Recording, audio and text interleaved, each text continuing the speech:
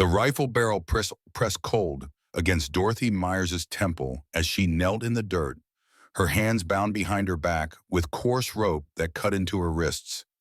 Three men surrounded her in the dying light of dusk, their faces shadowed beneath wide-brimmed hats, their intentions clear in the way they fingered their weapons and exchanged knowing glances.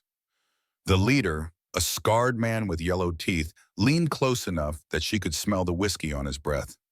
"Well now, city girl," he drawled, his voice thick with malice. "Looks like your mountain man ain't coming to save you after all. Guess he figured you weren't worth the trouble." His laughter was harsh, cutting through the mountain air like broken glass. "Can't say I blame him, considering what you are." Dorothy's jaw clenched, but she kept her eyes fixed on the tree line beyond the clearing, searching for any sign of movement among the towering pines.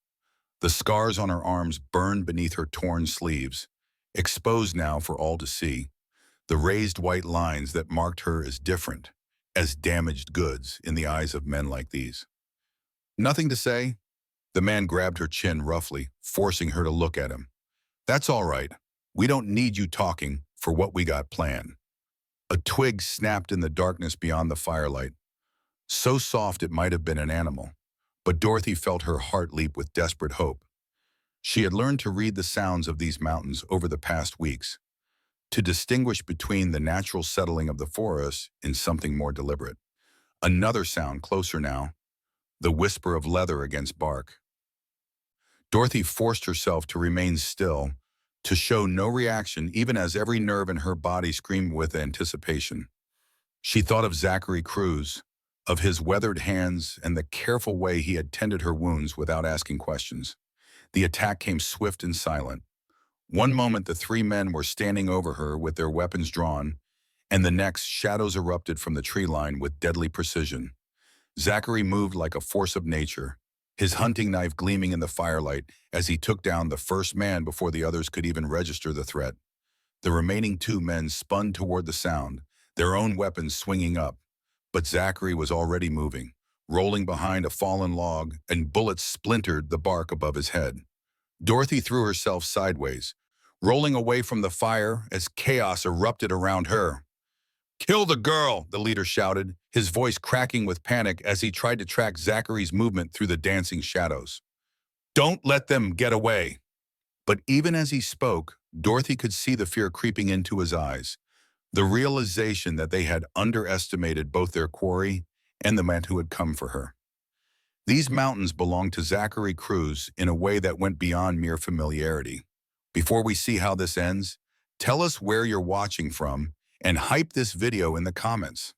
The story of how Dorothy Myers had come to kneel in that clearing with a gun to her head began 3 months earlier, when she had stepped off the stagecoach in the small Manhattan town of Pine Ridge with nothing but a worn carpet bag and a heart full of desperate hope. She had been running then, fleeing from a life that had become unbearable. The scars on her arms were still fresh then, pink and tender. Hidden beneath the long sleeves of her traveling dress, she had told no one the true story of how she had acquired them, allowing people to draw their own conclusions about the marks that branded her as different.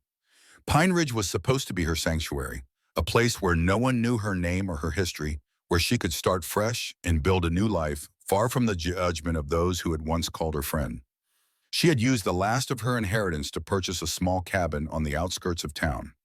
The townspeople had been polite but distant, as mountain folk often were with outsiders.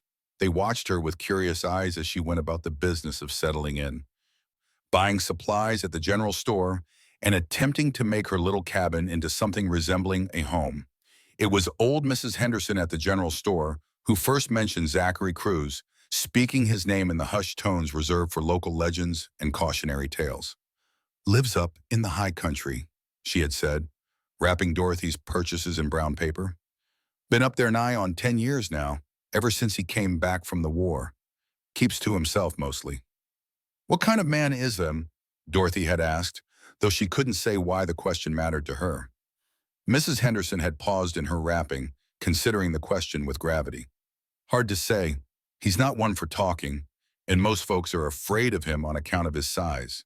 But I've never known him to cause trouble for anyone who didn't deserve it." "There are stories, though." What kind of stories?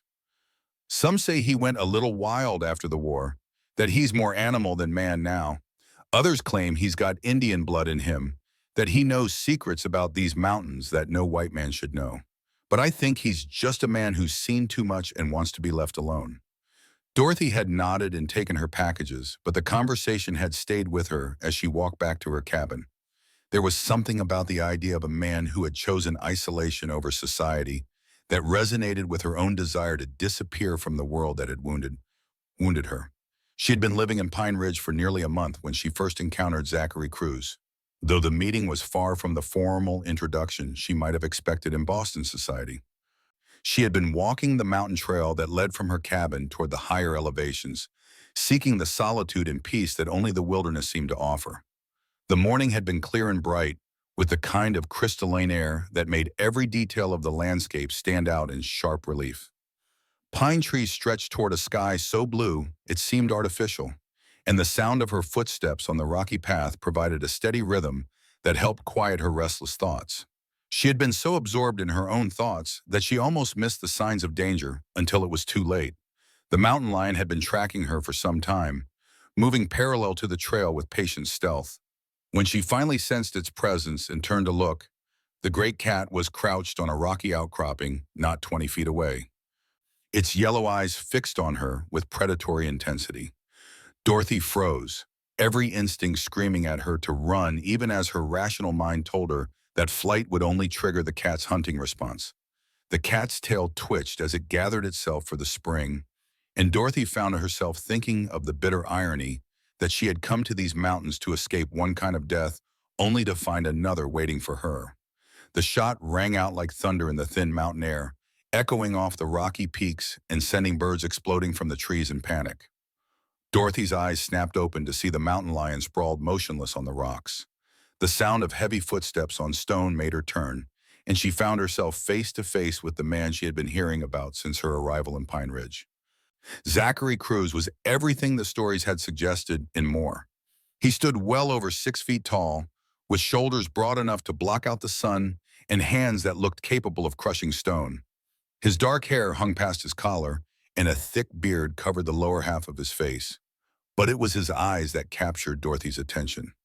They were the color of winter storm clouds, gray and deep and filled with a wariness that spoke of hard experience. He held a rifle with the casual competence of a man who had been using such weapons since childhood. Everything about him suggested a man who had been shaped by the mountains, hardened and refined by their unforgiving nature. "You hurt?" His voice was deep and rough, like gravel in a mountain stream. Dorothy shook her head, not trusting her voice to work properly. The shock of the encounter was beginning to set in, and she could feel her hands starting to tremble. "Good." He moved to the dead mountain lion and knelt beside it, running his hands over the magnificent creature with something that might have been regret. "Beautiful animal. Hate to kill something like this, but it would have taken you apart." "Thank you," Dorothy managed to say, her voice barely above a whisper. "I don't know what would have happened if you hadn't been there." Zachary looked up at her then, and she saw his eyes take in her appearance with careful assessment. She was acutely aware of how she must look to him, a city woman in impractical clothes wandering alone in country that could kill the unwary without hesitation. "What are you doing up here alone?" he asked, and there was no accusation in his tone, only genuine curiosity mixed with concern. "I needed to think," Dorothy said, which was true as far as it went. "I didn't realize it was dangerous." "Everything up here is dangerous if you don't know what you're doing." He stood and shouldered his rifle, then looked at her again with those penetrating gray eyes. "You're the city woman who bought the Henderson place." It wasn't a question, and Dorothy nodded. "Dorothy Myers." "Zachary Cruz." He touched the brim of his hat in acknowledgement. "You planning to stay up here long?" "I'm not sure," Dorothy admitted. "It depends on a lot of things." Something in her tone must have caught his attention because his expression softened slightly.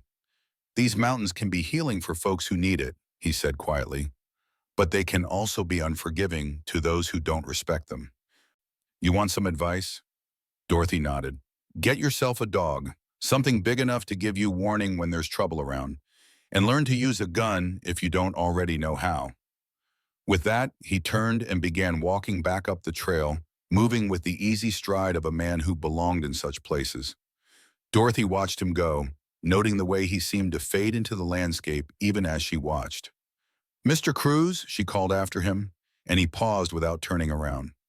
"Thank you for saving my life." "Just be more careful," he said without looking back. "Next time I might not be around." The encounter with the mountain lion and her unexpected rescue by Zachary Cruz marked a turning point in Dorothy's life in Pine Ridge. Word of the incident spread through the small town with the speed that only gossip in an isolated community could achieve, and she found herself the subject of renewed speculation and interest from the townspeople. Following his advice, she had purchased a large mixed-breed dog from a farmer whose bitch had recently whelped. The animal was mostly German Shepherd with some wolf mixed in, and it had the intelligence and protective instincts that Zachary had recommended. She named him Bear, both for his size and his thick, dark coat. She also began taking shooting lessons from Tom Bradley, the town's sheriff, who was patient enough to teach a city woman the basics of handling a rifle and revolver. The lessons took place behind the jail on Sunday afternoons, and Dorothy found herself surprisingly adept at marksmanship once she overcame her initial fear of the weapons. "You've got steady hands and good eyes," Sheriff Bradley told her after several weeks of instruction. "That's half the battle right there." The weeks passed in a routine that Dorothy found surprisingly comforting. Her days were filled with the practical tasks of maintaining her small homestead, learning to live off the land in ways that her privileged upbringing had never required. She planted a garden, learned to preserve food for the winter, and gradually adapted to the rhythm of life in the mountains.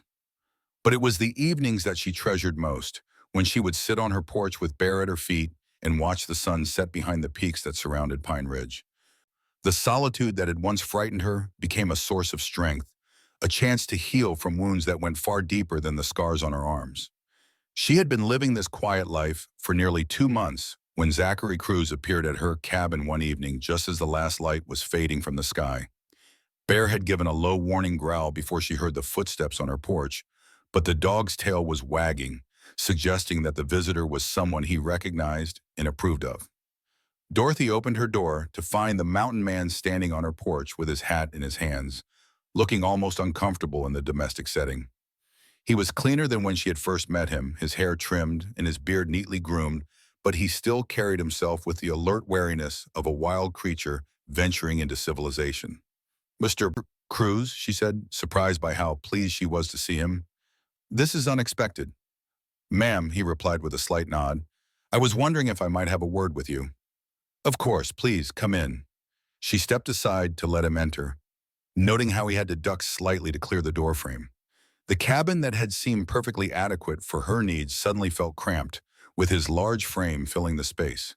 He remained standing even after she had taken a seat, his eyes taking in the modest furnishings and personal touches she had added to make the place feel like home. His gaze lingered on the books that lined one wall, more volumes than most people in Pine Ridge owned. "You're a reader," he observed. "Yes, books have always been important to me." Dorothy gestured toward the shelves. "They were one of the few things I brought with me from Boston." "Boston," he said the name like it was a foreign word. "Long way from there to here." "Yes, it is."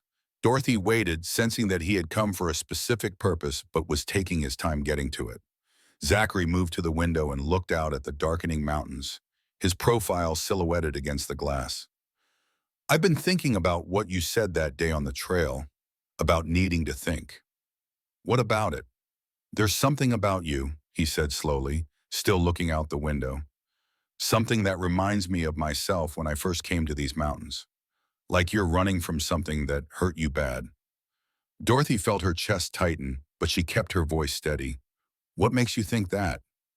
He turned to face her then, and she saw a depth of understanding in his gray eyes that made her breath catch. "Because I recognize the look. I've seen it in my own mirror often enough." The silence stretched between them, heavy with unspoken truths and shared pain. Dorothy found herself wanting to tell him everything, to unburden herself of the secrets that had driven her from everything she had once known. "I don't talk about my past," she said finally. "Neither do I, usually." Zachary moved away from the window and sat down across from her. but sometimes it helps to know you're not alone with whatever's eating at you.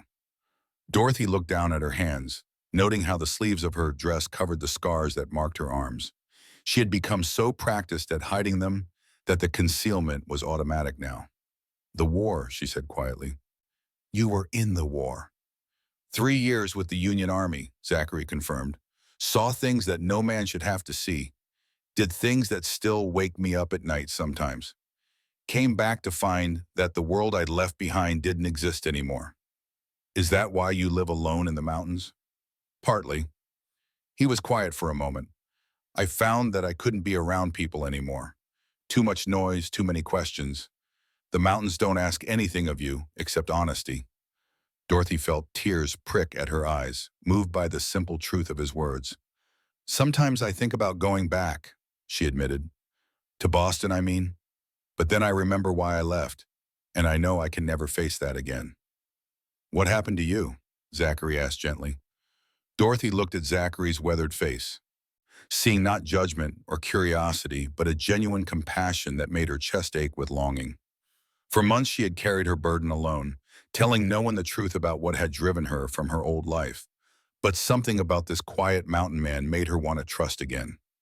I was engaged, she began slowly, the words feeling rusty from disuse, to a man named Charles Whitmore. He was from a good family, well respected in Boston society.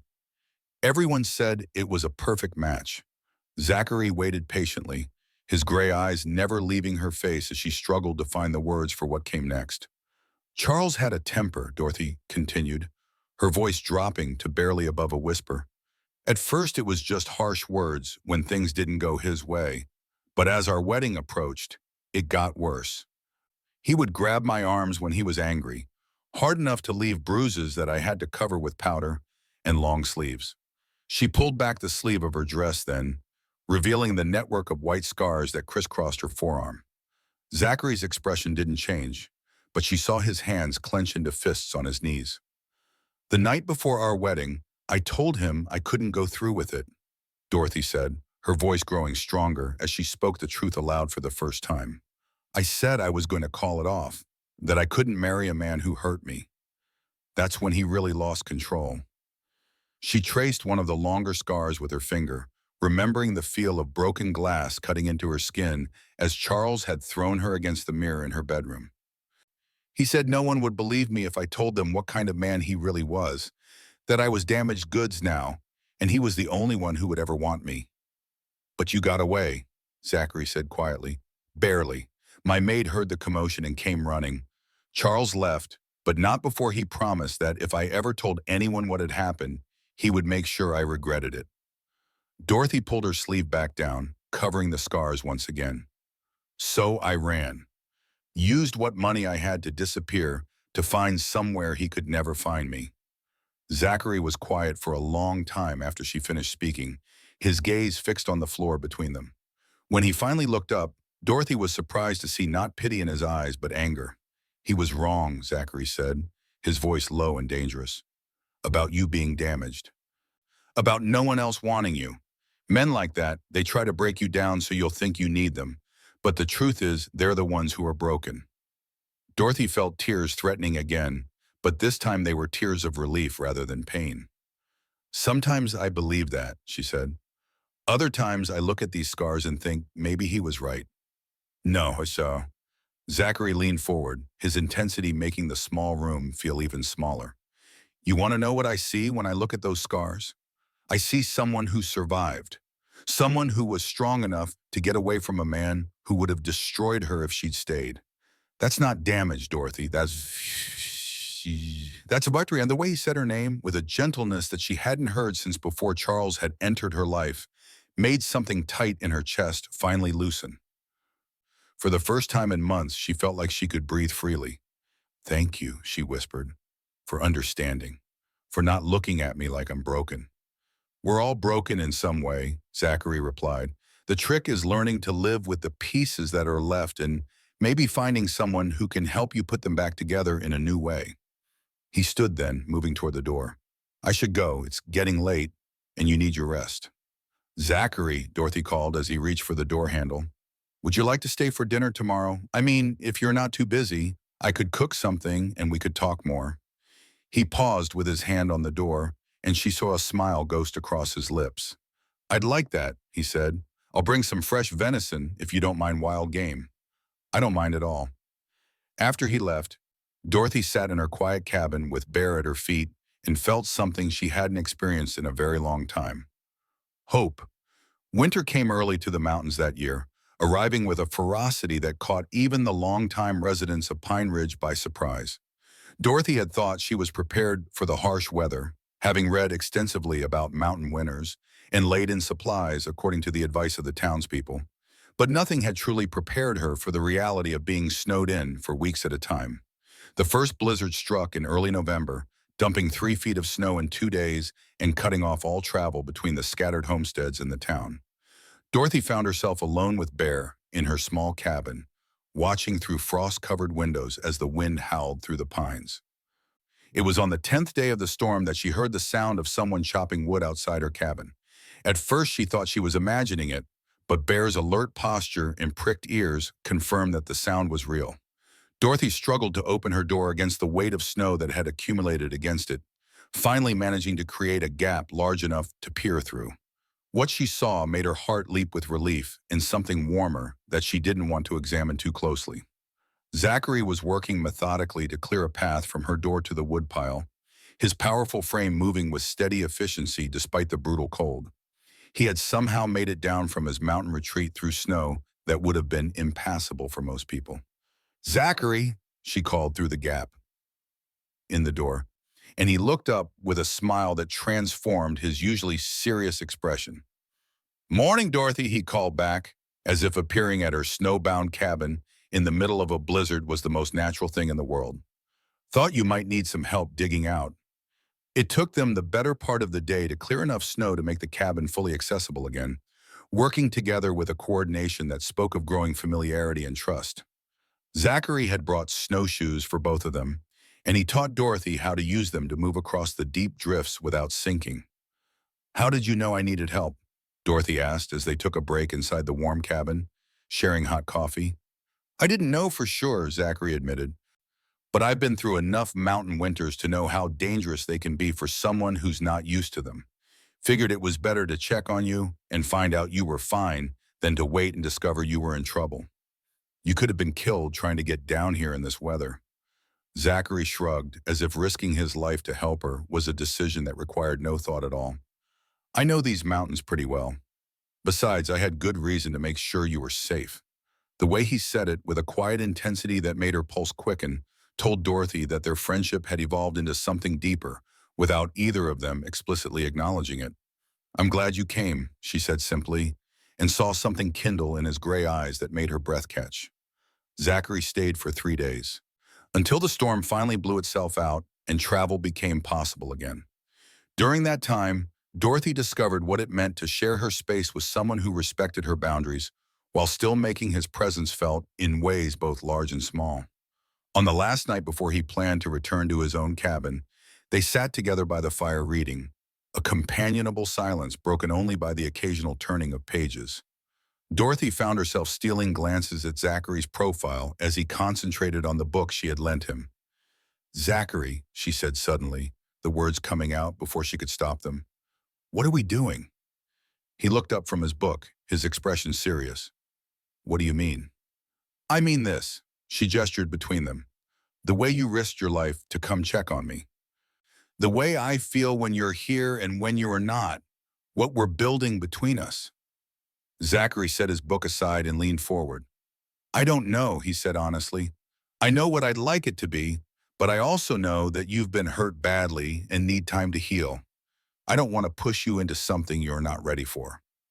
Dorothy felt her heart clench at the gentleness in his voice.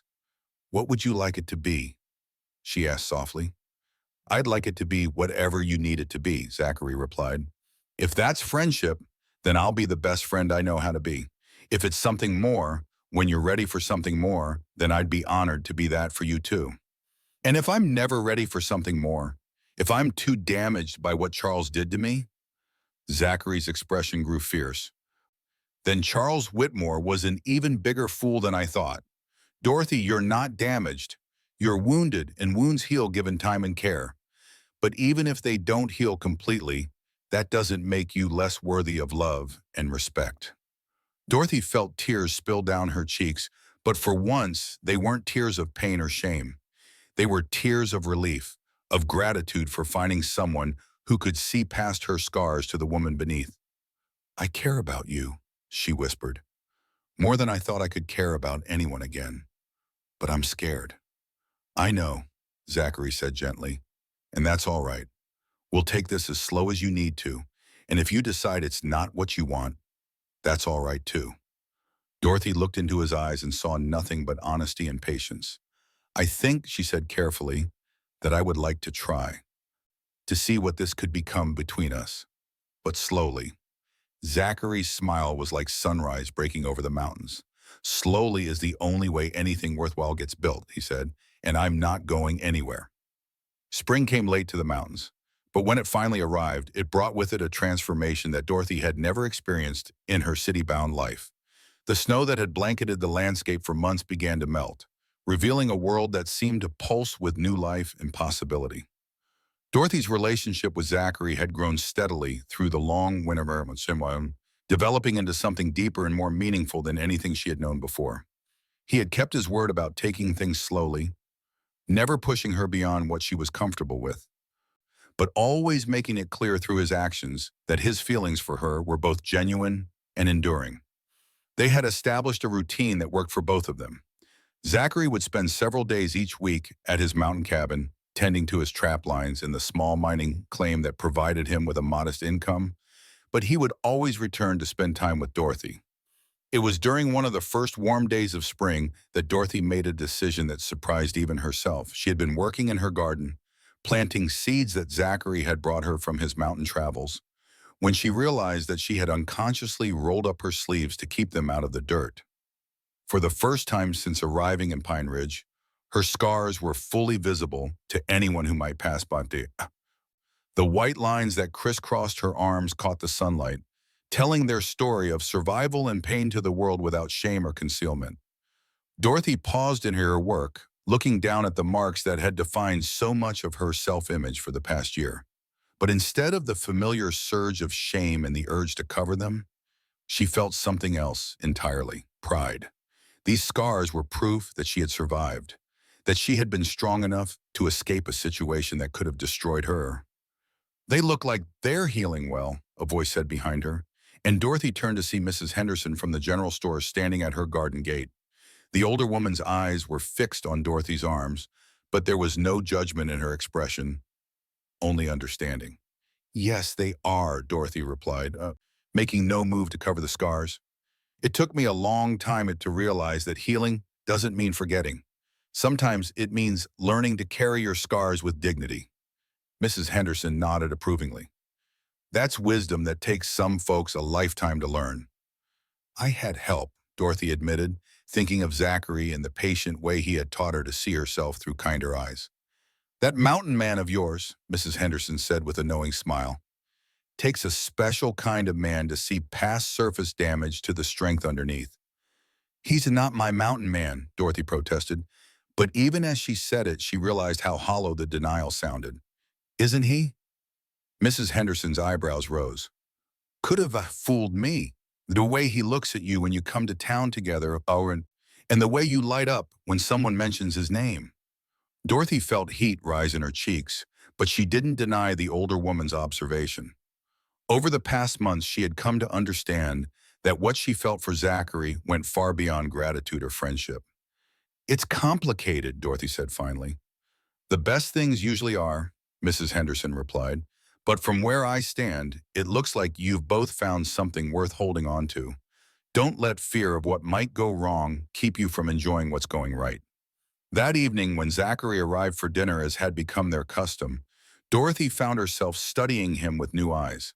She watched the careful way he moved around her small cabin, always mindful of his size and strength, and the gentle manner in which he handled her possessions.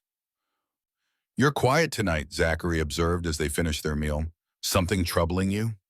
Dorothy set down her fork and looked across the table at this man who had become so important to her life. Mrs. Henderson stopped by today while I was working in the garden. Oh, what did she want? She saw my scars, Dorothy said simply. I had my sleeves rolled up, and I didn't try to hide them when she came to the gate. Zachary's expression grew alert. How did that feel? Good, Kaya, Dorothy said, surprising them both. It felt good to not hide them, to let someone see them and not feel ashamed. A smile spread slowly across Zachary's face.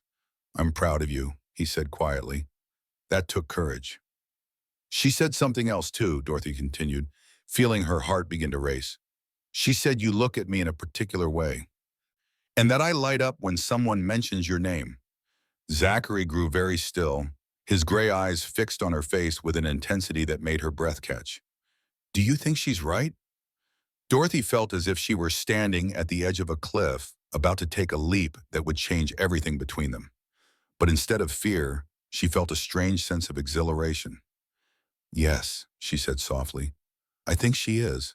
I think I've been falling in love with you for months, and I've been too afraid to admit it, even to myself. The silence that followed her confession stretched between them like a held breath, and for a moment Dorothy wondered if she had misread the situation. But then Zachary was rising from his chair and moving around the table to kneel beside her, his large hands gentle as they framed her face. Dorothy, he said, his voice rough with emotion. I've been in love with you since that first day on the mountain trail, when you stood there facing down a mountain lion with more courage than most men I've known. I just didn't know if you'd ever be ready to hear it. I'm ready, Dorothy whispered, and then his lips were on hers, gentle and warm and full of all the patience and understanding that had drawn her to him in the first place. When they finally broke apart, Dorothy felt as if something that had been frozen inside her for months had finally begun to thaw. What happens now? She asked. Whatever you want to happen, Zachary replied, his thumb tracing the line of her cheek with infinite tenderness. We have all the time in the world to figure it out. The weeks that followed Dorothy's confession brought a happiness that she had never imagined possible. Her relationship with Zachary deepened into something that felt both passionate and secure, built on a foundation of mutual respect and understanding that had been tested by time and hardship. Dorothy had never felt so valued or cherished, and she began to understand the difference between the possessive obsession that Charles had called love and the genuine affection that Zachary offered her. Where Charles had tried to control and diminish her, Zachary encouraged her to grow and explore her own strength. It was this newfound confidence that led Dorothy to make a decision that would have seemed impossible just a few months earlier. She decided to write a letter to her sister Margaret in Boston, the first communication she had attempted with her old life since fleeing west. The letter was difficult to compose, filled with careful explanations and gentle revelations about what had really happened with Charles and why she had disappeared so suddenly. When she finally finished the letter, she showed it to Zachary, needing his perspective on whether she was making the right choice in reaching out to her past. What do you think? She asked as he finished reading the carefully written pages. Am I being foolish to contact her? Zachary folded the letter carefully and handed it back to her. I think you're being brave, he said, and I think your sister deserves to know that you're safe and happy. But are you prepared for whatever response you might get? Dorothy considered the question seriously. I don't know, she admitted. Margaret might be angry that I disappeared without explanation. She might not believe what I tell her about Charles. And if she does, then I'll have to make her understand that this is my home now, that I've found something here that I never had in Boston, and I'm not willing to give it up. Zachary smiled at the certainty in her voice. Then I think you should send the letter. Dorothy mailed the letter the next time they went to town, entrusting it to the postal service with a mixture of hope and trepidation. She tried not to think about it too much in the weeks that followed, focusing instead on the present happiness she had found with Zachary. It was nearly a month later when the reply came. Margaret's response was longer than Dorothy had expected, filled with relief, concern, and anger that was directed entirely at Charles Whitmore rather than at Dorothy herself. She believes me, Dorothy told Zachary as they sat together on her porch reading the letter aloud. She says she always suspected that Charles wasn't what he seemed, but she didn't know how to warn me without proof. What else does she say? Dorothy continued reading, her voice growing stronger as she absorbed her sister's words of support and understanding. She says that Charles has been telling people I suffered a nervous breakdown and had to be sent away for treatment, that he's been playing the role of the concerned fiancé whose beloved is too ill to see visitors. Zachary's expression darkened. The bastard is still trying to control your story, even from a distance. But Margaret doesn't believe him, Dorothy said, feeling a weight she hadn't even realized she was carrying begin to lift from her shoulders. She says she's going to make sure people know the truth about what kind of man he really is. The letter went on to express Margaret's joy at learning that Dorothy had found love again, and her curiosity about the man who had captured her sister's heart. She begged for details about Zachary and about the life Dorothy was building in the mountains. She wants to meet you, Dorothy told Zachary as she finished reading. She says any man who could help me heal from what Charles did must be extraordinary. What do you think about that? Zachary asked carefully. I think I'd like her to meet you too, Dorothy replied, surprising herself with how much she meant it. You're the most important person in my life now, and she's the only family I have left that matters to me. But even as she spoke the words, Dorothy felt a flutter of anxiety about the potential complications that renewed contact with her old life might bring. She had worked so hard to build something new and clean in these mountains, and the thought of that peace being disturbed by echoes from her past was troubling. As if sensing her thoughts, Zachary reached over and took her hand, his calloused fingers intertwining with hers. Whatever happens, he said quietly, we'll face it together. You're not alone anymore, Dorothy. Dorothy squeezed his hand, drawing strength from his steady presence. I know, she said, and that makes all the difference. The first sign of trouble came on a crisp morning in early summer, when Sheriff Bradley rode up to Dorothy's cabin with an expression that immediately put both her and Zachary on alert. The lawman dismounted slowly, his usual easy manner replaced by a tension that spoke of serious concerns. Morning, Dorothy. Zachary, he said, touching the brim of his hat in greeting. I'm afraid I've got some news that you're not going to like. Dorothy felt her stomach clench with familiar fear. What kind of news? Got a telegram yesterday from a sheriff down in Denver, Bradley said, pulling a folded piece of paper from his vest pocket. Seems there's been some inquiries made about a woman matching your description. Someone's been asking questions, offering money for information about your whereabouts. Zachary moved closer to Dorothy, his presence both protective and reassuring. What kind of inquiries? The kind that suggests someone with money and connections is looking for Dorothy specifically, Bradley replied grimly. The description was too detailed to be coincidental. Height, hair color, approximate age, and mention of distinctive scars on the arms. Dorothy felt the blood drain from her face. There was only one person who knew enough about her appearance to provide such specific details. Only one person who would have both the resources and the motivation to track her down after all this time. Charles, she whispered, the name tasting like poison on her tongue. That would be my guess, Bradley agreed. The inquiry started about 3 weeks ago, which would be about right for someone to have received a letter from back east and decided to act on it. Dorothy's mind raced as she tried to understand how Charles could have discovered her location. She had been so careful, using only cash for her travel and settling in Pine Ridge under circumstances that should have left no trail for anyone to follow. The letter, she said suddenly, turning to Zachary with growing horror. I wrote to Margaret. What if Charles somehow intercepted it or forced her to tell him where I was? Easy, Zachary said gently, his hand finding her shoulder in a steadying touch. We don't know that's what happened. There could be other explanations.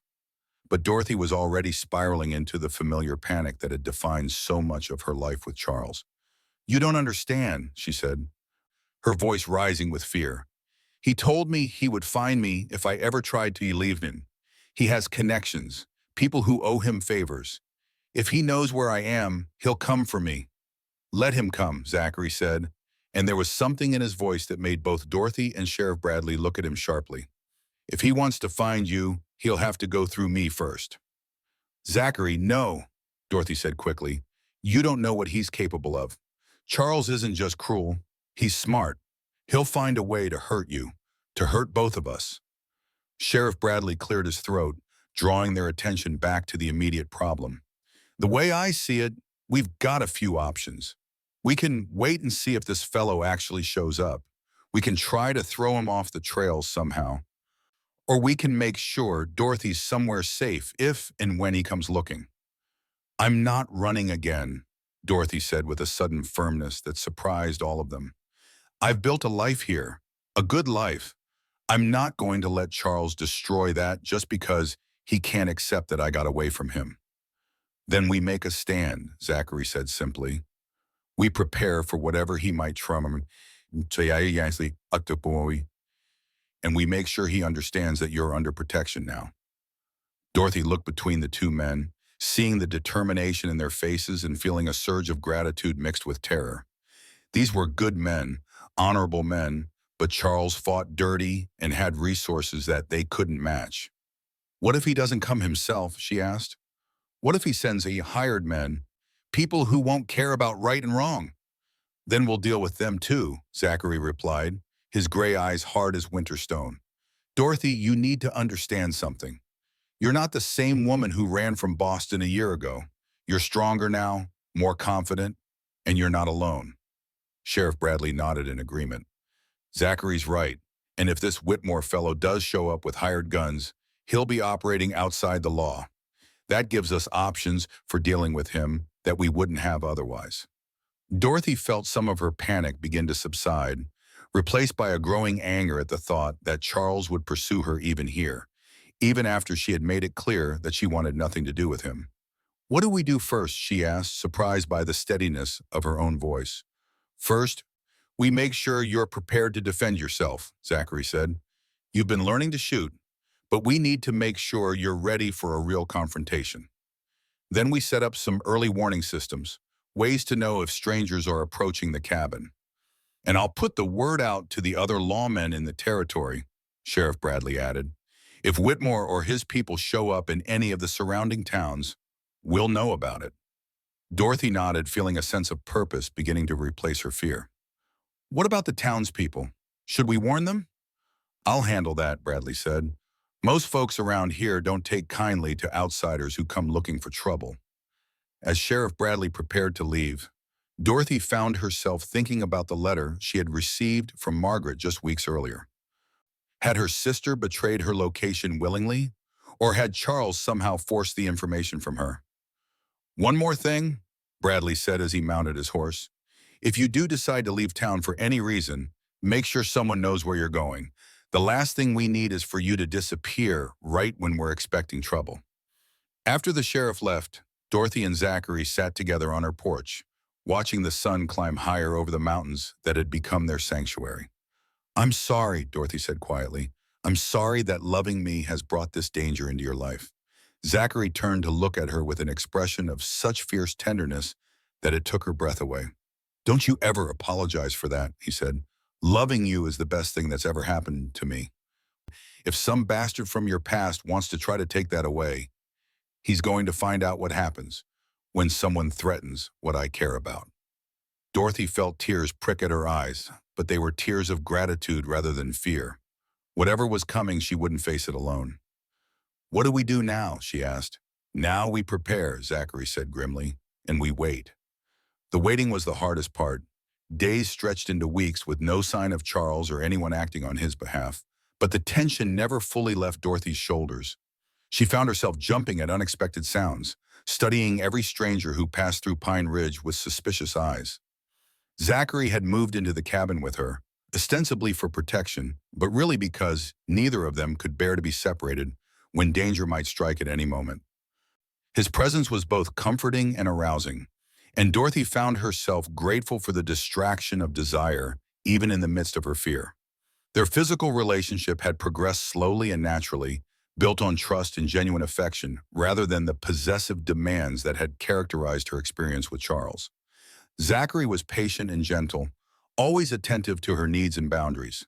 It was during one of these intimate moments, as they lay together in the early morning light filtering through her bedroom window, that the attack finally came.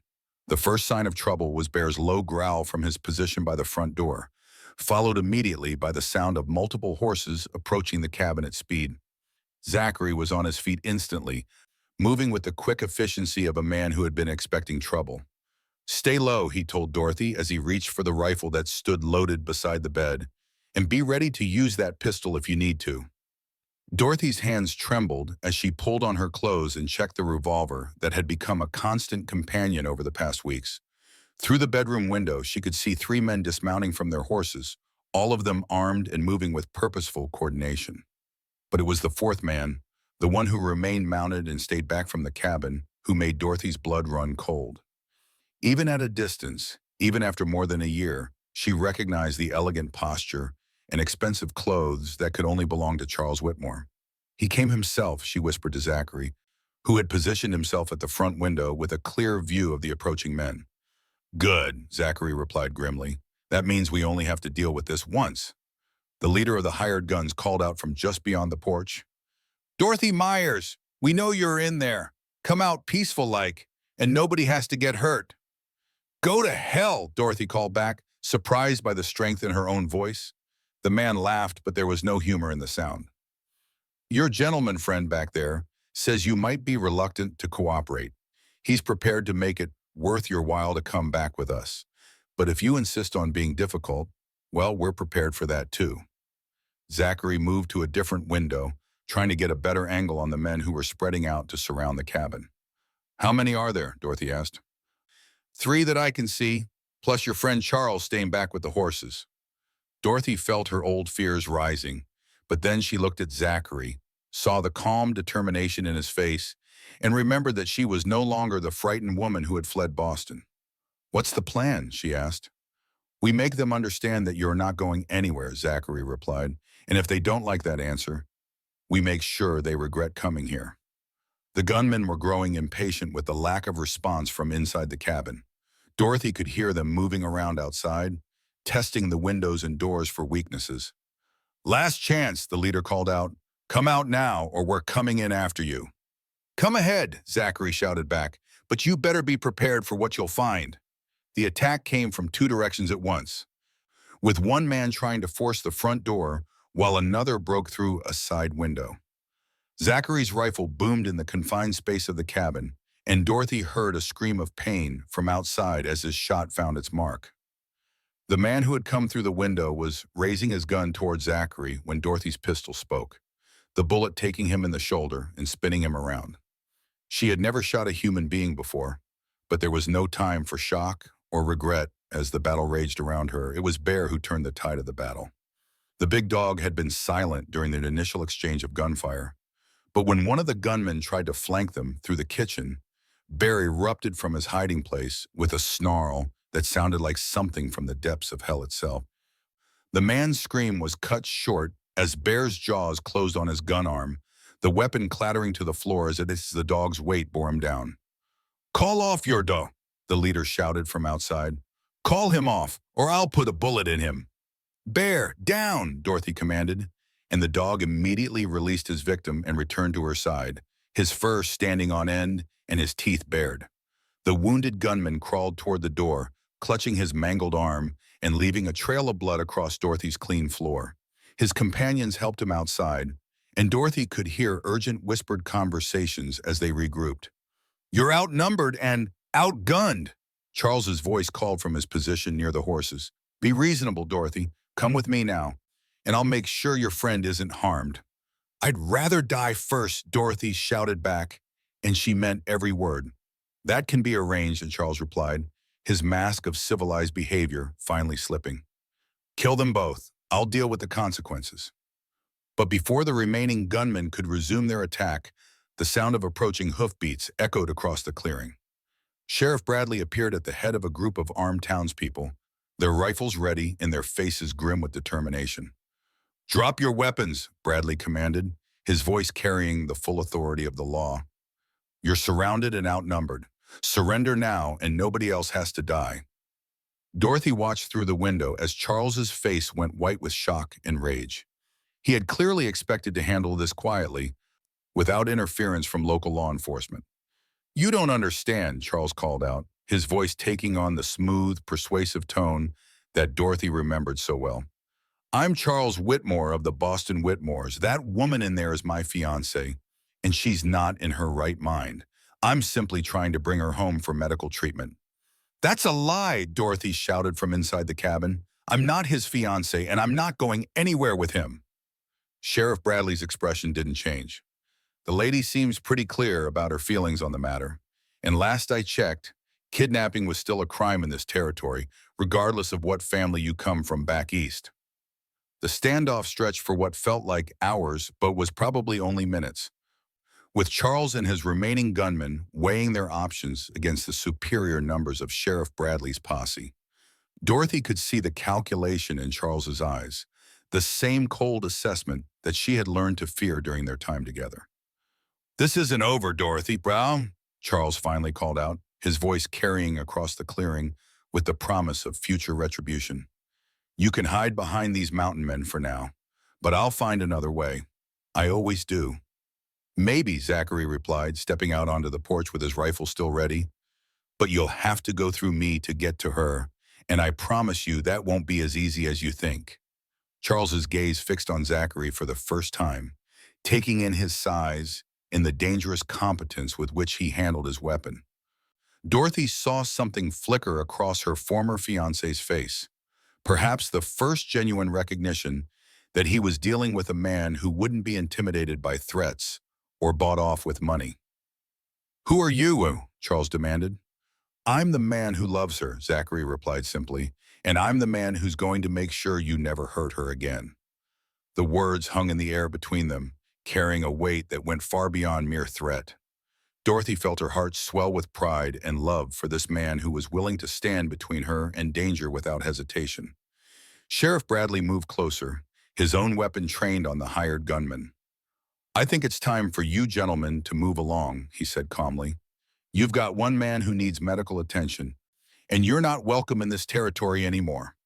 Charles's face darkened with frustrated rage, but he was smart enough to recognize when he was beaten. "This isn't finished," he said, but the words lacked conviction. "A man doesn't give up what belongs to him just because some local sheriff says so." "I never belonged to you," Dorothy said, stepping out onto the porch beside Zachary. "I was just too frightened and broken to realize it before. But I'm not that woman anymore, Charles. I'm stronger now, and I have people who care about me enough to fight for me." Charles looked at her standing there beside Zachary, no longer hiding her scars or cowering in fear, and Dorothy saw the moment when he finally understood that he had lost her forever. "You'll regret this," he said, but the threat sounded hollow now. "The only thing I regret," Dorothy replied, "is that I wasted so much time being afraid of you." Charles wheeled his horse around and rode away without another word, his remaining gunmen following behind with their wounded companion. Dorothy watched them disappear into the trees, feeling a weight lift from her shoulders that she hadn't even realized she was carrying. Sheriff Bradley and his men remained until they were certain that Charles and his hired guns were truly gone, then began to disperse back to their homes and businesses. Before he left, Bradley pulled Dorothy and Zachary aside for a private conversation. "He'll be back," the sheriff said bluntly. "Maybe not today or tomorrow, but men like that don't give up easy. You need to be prepared for that." "What do you suggest?" Zachary asked. "I suggest you make it legal," Bradley replied with a slight smile. "If Dorothy was your wife instead of just your woman, it would give you certain legal protections that might discourage future attempts like this one." Dorothy felt her cheeks burn with embarrassment, but she also felt a flutter of excitement at the suggestion. Marriage to Zachary was something she had thought about, but hadn't dared to hope for. "That's assuming she'd have me," Zachary said quietly, his gray eyes fixed on Dorothy's face with an intensity that made her pulse quicken. "Is that a proposal?" Dorothy asked, trying to keep her voice light despite the importance of the moment. "If you want it to be," Zachary replied. "I know we've been through a lot today, and maybe this isn't the right time to talk about such things, but I love you, Dorothy. I want to spend the rest of my life protecting you and making you happy, if you'll let me." Dorothy looked at this man who had saved her life in more ways than one, who had helped her heal from wounds that went far deeper than the scars on her arms, and she knew that her answer had been building inside her for months. "Yes," she said simply. "Yes, I'll marry you." Zachary's smile was like sunrise breaking over the mountains, warm and full of promise for the future they would build together. He pulled her into his arms, holding her close as Sheriff Bradley chuckled and shook his head. Well, that's settled then, Bradley said. I can perform the ceremony myself if you want. Save you the trip to the county seat. Today? Dorothy asked, surprised by her own eagerness. Why not? Zachary replied. We've wasted enough time being afraid of what might happen. I'd rather start building our future right now. And so it was that Dorothy Myers became Dorothy Cruz on the same day that she finally faced down the demons of her past and emerged victorious. The ceremony was simple and brief, conducted on her front porch with Bear as their witness and the mountains as their cathedral. As Sheriff Bradley pronounced them husband and wife, Dorothy felt the last of her old fears fall away like chains that had finally been broken. She was no longer the frightened woman who had fled Boston in shame and terror. She was a mountain woman now, strong and capable, and loved by a man who valued her for exactly who she was. When Zachary kissed her to seal their vows, Dorothy tasted freedom on his lips, sweet and clean and full of promise. Whatever challenges the future might bring, they would face them together, as partners and equals in the life they had chosen to build in these wild and beautiful mountains. The months that followed Dorothy's marriage to Zachary Cruz were the happiest of her life. They settled into a rhythm that combined the best of both their worlds, with Zachary's knowledge of mountain living complementing Dorothy's education and refinement in ways that enriched both of their lives. Dorothy had received another letter from her sister Margaret, this one filled with joy at the news of her marriage and fierce satisfaction at the way Charles had been defeated. Margaret reported that Charles had returned to Boston in a black mood, telling anyone who would listen that Dorothy had been corrupted by life in the wilderness. Let him say what he wants, Dorothy told Zachary as they sat together reading Margaret's letter by the fire. The people whose opinions matter to me know the truth. And what truth is that? Zachary asked, though his smile suggested he already knew the answer. That I found myself in these mountains, Dorothy replied. That I learned what real love looks like and what it means to be valued for who I am rather than what I can provide. Zachary pulled her closer, his arm tightening around her shoulders. You gave me something too, he said quietly. You gave me a reason to rejoin the human race, to care about something beyond just surviving from one day to the next. We saved each other, she said simply. As spring turned to summer and summer gave way to autumn, Dorothy and Zachary built a life together that was both practical and deeply romantic. They expanded the cabin, adding rooms that would accommodate the children they hoped to have someday. They worked together to improve the land, planting crops and building fences. Dorothy continued to correspond with Margaret, and through her sister's letters, she learned that Charles had eventually married someone else, a young woman from a wealthy family who lacked the spirit to resist his controlling nature. The news filled Dorothy with pity rather than jealousy. Do you ever wonder what would have happened if you hadn't run away? Zachary asked one evening as they sat on their porch watching the sunset paint the mountains in shades of gold and crimson. Sometimes, Dorothy admitted, but then I look at what we have here, at the life we've built together, and I know that everything happened exactly as it was supposed to. Even the pain, even the scars. They led me to you, and that makes everything worth it. Zachary lifted her hand to his lips, pressing a gentle kiss to the palm before turning it over to trace the faded lines that marked her wrist. The scars were still there, would always be there, but they no longer defined her. I love your scars, Zachary said quietly, not because of what they represent, but because they're part of you. Every mark, every line, every imperfection. They make you who you are, and I wouldn't change a single thing about you. Dorothy felt tears prick at her eyes, but they were tears of joy rather than sorrow. She had traveled so far from the broken woman who had stepped off that stagecoach in Pine Ridge.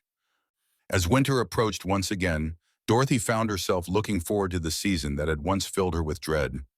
This year she would not be alone during the long months of snow and cold. She would have Zachary beside her, and the warm certainty of a love that had been tested by fire and emerged stronger than ever. On Christmas morning, as they sat together beside their fire with Bear sprawled contentedly at their feet, Zachary presented Dorothy with a gift that took her breath away. It was a simple gold locket, delicate and beautiful, with their initials engraved on the front. Open it, he said softly. Inside, Dorothy found a tiny photograph of the two of them taken during their wedding ceremony, along with an inscription that read, To my mountain rose who bloomed despite the thorns. Zachary, she whispered, overwhelmed by the thoughtfulness of the gift. I wanted you to have something to remind you of how far you've come, he explained, and how beautiful you are, scars and all. Dorothy fastened the locket around her neck, feeling its gentle weight against her heart. As they sat together in their mountain home, surrounded by the peace and beauty that had become their sanctuary, Dorothy reflected on the journey that had brought them together. She had come to these mountains as a refugee, fleeing from a life that had become unbearable. But she had found something far more valuable than mere safety. She had found herself, and in finding herself, she had discovered what it meant to truly love and be loved in return. What are you thinking about? Zachary asked, noting her contemplative mood.